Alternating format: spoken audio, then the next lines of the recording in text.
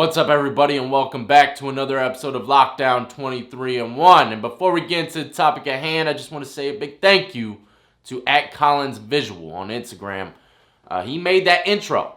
You know what I mean? He made that intro. I really enjoy it. I wasn't thinking of an intro. I don't really like intros, and that might not be in the front of every video, but I do feel as though it gives it a little bit more of a professional look.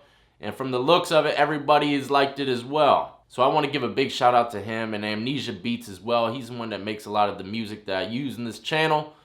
And they're very talented, man. So many talented individuals out there have helped me grow this channel. I learned so much from them, and they say that they learn a lot from me, which is remarkable, man. We're just feeding off each other's energy, and that's what YouTube's all about, man. And even the people that don't help me physically, if you're just sitting here watching the content, hitting the like and subscribe button, man, that's all you gotta do.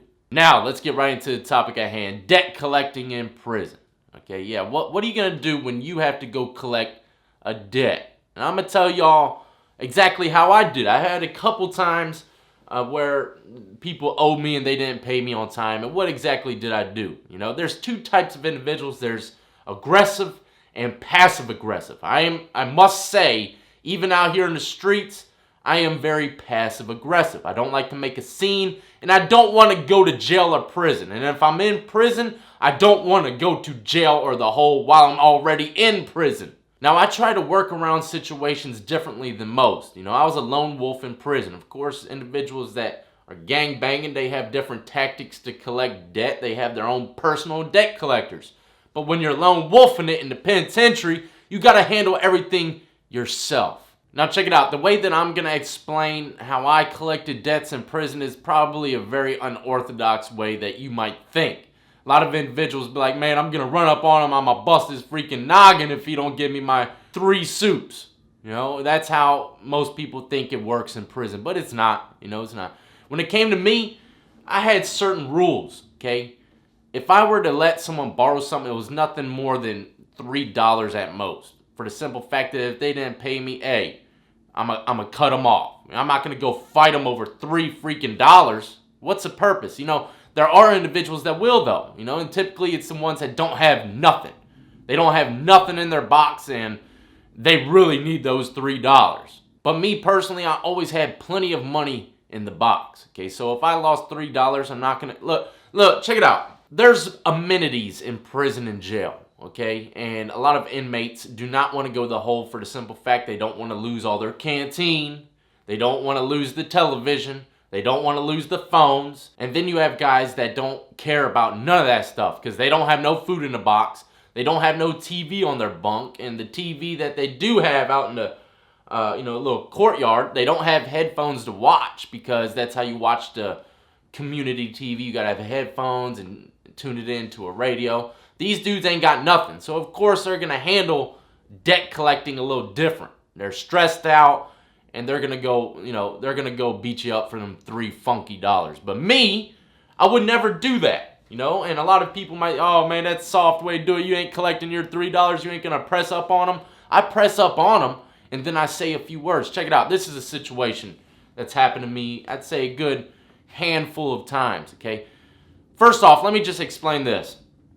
There's certain rules to loaning food. You never loan a lot of money. If you loan out a lot of money and dude doesn't pay you, let's say $50, $70, then you're going to have to take things a little differently. You can't just let someone, buck on $70 worth of food from you. I mean, that's a lot of damn money. But me personally would never get that high. I would never allow someone to run up a debt towards me higher than, I'd say, $3 or $5. There would be individuals coming to me, say, hey, man, can I borrow, $1 or $2? You know what I'd say? I'd be like, man, nah, you ain't got to borrow it. You can have it. You good, man, And sometimes people take advantage of that and they'll keep on coming back. And you just got to simply say, nah, man, I can't do it. I let you have that little bit. That's it. There are times when you're going to ask for stuff back, though. And, I never taxed individuals. There's only certain few times where I taxed individuals. But for the most part, if someone borrowed something from me, I didn't ask for anything extra back. Just give me what you owe, and that's it. That's the kind of individual I was in prison. Very passive-aggressive, not trying to beat people over the head, trying to make a quick buck. I didn't need a quick buck. I was chilling. I was bidding. I was sitting in my bunk, eating good, going to use the phone all damn day and night, watching good movies on TV. I had a routine, you know, and I didn't want to break that routine, and a lot of inmates don't want to break that routine. But there were times where people did not pay me back. You know, I saw them on store day paying everyone else back, but I had to run up on them and figure out where my money is, and then they say, oh man, I didn't have enough, man, you know, and what are you going to do? You're going to sit there, try to crack dude's head open over $3, lose every amenity that you have in prison and jail?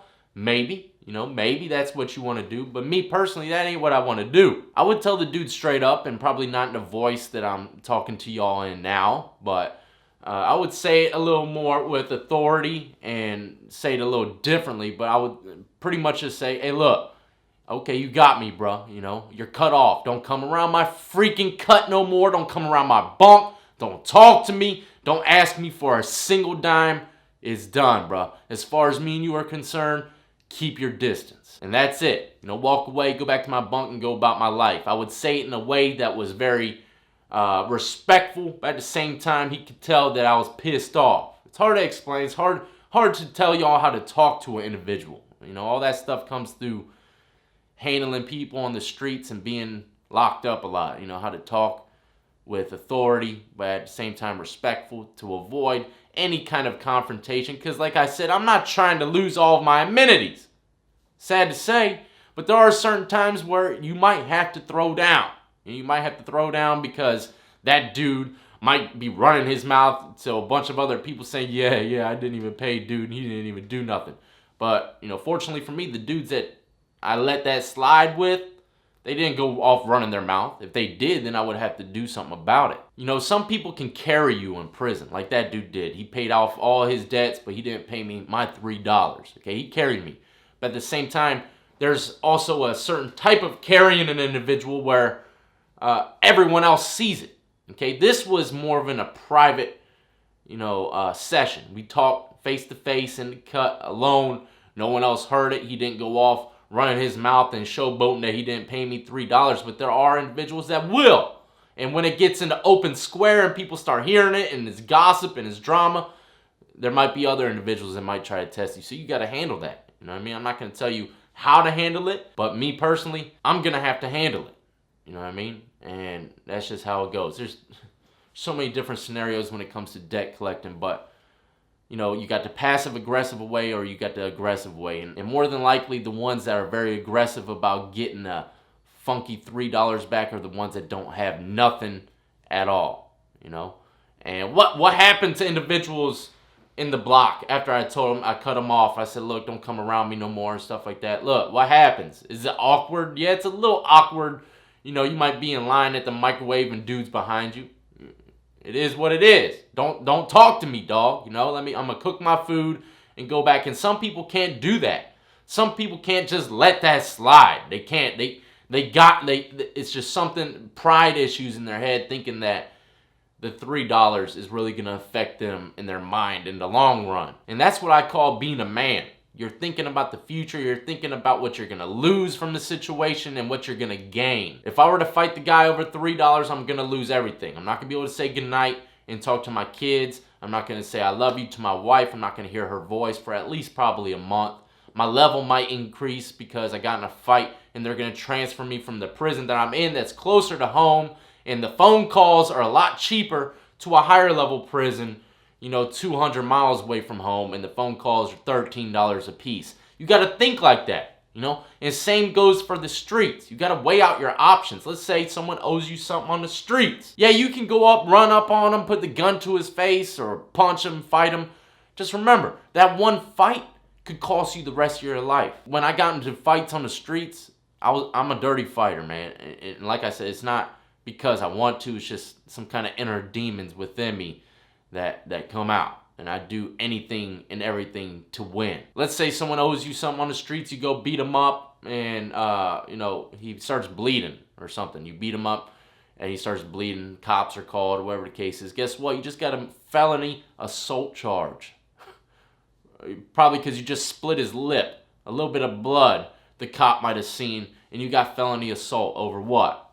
A gram of weed? because you're too stupid to think about the future. Like Matt, for instance, he called me the other day. He texted me, say, look, I just seen the guy who snitched on me. He's at my work right now eating. And I told him, the best that I could. Look, bro, just let it go. Just let it go, man. You're in a good position. You got a job. You finally found a place. Just let it go. I've seen people that snitched on me on the streets before. I remember I told a story about it. I went to the courthouse. I can't remember for what, but I was leaving the courthouse. I was going down the hallway, and the dude that put me in prison, the dude that I stabbed, he's walking past me. And I give him a cold stare. You know what I mean? I turn around, and I'm walking backwards pretty much because I'm staring at him. But I had the option to post up, wait for him when he got out the courthouse, and follow him and handle my business. But I didn't, and I sat there for a minute debating whether or not I should. It was really messing with me because I still had a lot of pride issues back then. But I made the right choice and I drove away. A lot of people wouldn't have. But I'm not going to make this a long video. You just got to weigh out your options, okay? You got to weigh out your options, weigh out what you're going to lose and what you're going to gain from trying to collect that debt. But I will give you 3 major rules when it comes to loaning stuff to people on the streets or in prison that will stop you from worrying about getting your money, okay? Rule number 1, do not loan out a lot of money. Do not loan out enough money to where it's going to freaking crush you if they don't pay you back. Rule number 2, loan it out to someone that you know, okay? You know the individual personally, you know what kind of character he is, and you know 99% of the chance if he doesn't pay you back on time, he's going to do everything in his power to pay you back shortly after. And rule number 3, you got to be prepared for the worst case scenario, okay? If the dude does not pay, you got to be prepared for it, okay? And you got to think about what's going to happen after he does not pay. Are you going to want to try to handle it physically, or are you going to try to charge it to the game and move on with your life? Okay, if you're thinking about handling it physically already, you're losing, because you don't want to handle anything physically in prison, jail, streets. I mean, of course it's going to happen. It's going to happen, especially in jail or prison. You're going to get physical. More than likely, 99% chance you're going to get in some kind of fights and altercations, but for the most part, you don't want it.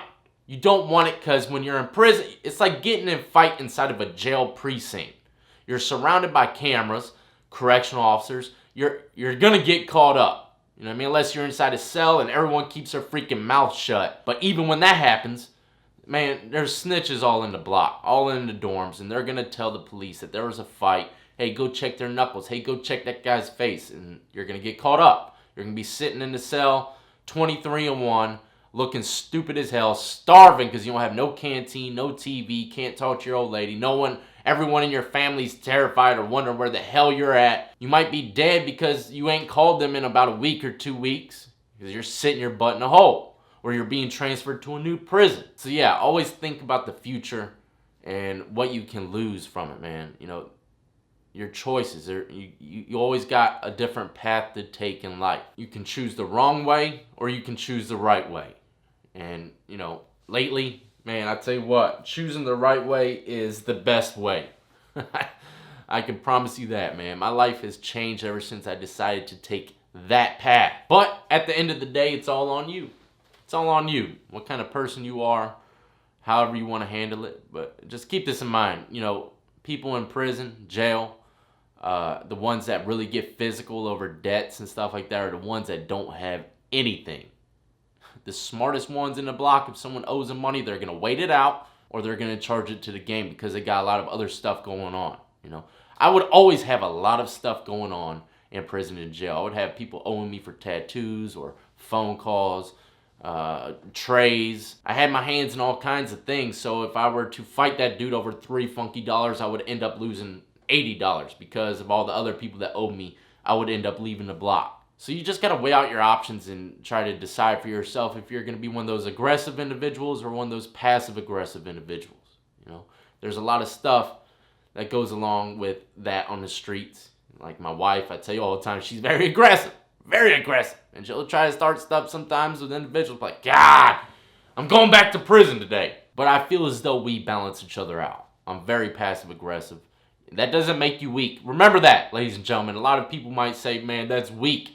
being passive aggressive is a sign of weakness. It's not no sign of weakness. I know what I'm capable of. Trust me, Old Death knows what he's capable of. But I do not want to see that side of me anymore. I've done showed that side of me years of growing up. And where did it land me? It landed me in jail and prison. Anyways, I hope you enjoyed this video. Please do not forget to hit the like and subscribe button if you did. And don't forget to check out all the links in the description of the video. Add me up on Twitch, Twitter, Instagram. Go buy yourself some 23-in-1 merchandise off of Teespring. Go check out my wife's channel, The Compound 24/7. After this move that we're making, she's going to be having tons of family vlog videos, okay? Literally what goes on behind the scenes. And Old Death is going to be in there on a regular basis, showing you how I interact with my children, my wife, my dogs. So go hit that subscribe button over there. The Compound 24/7. And as always, I want to salute to every last one of you who've been supporting me since the beginning, and everyone who's just now joining the Lockdown Compound. Y'all be easy, be safe, and think twice about taking that path.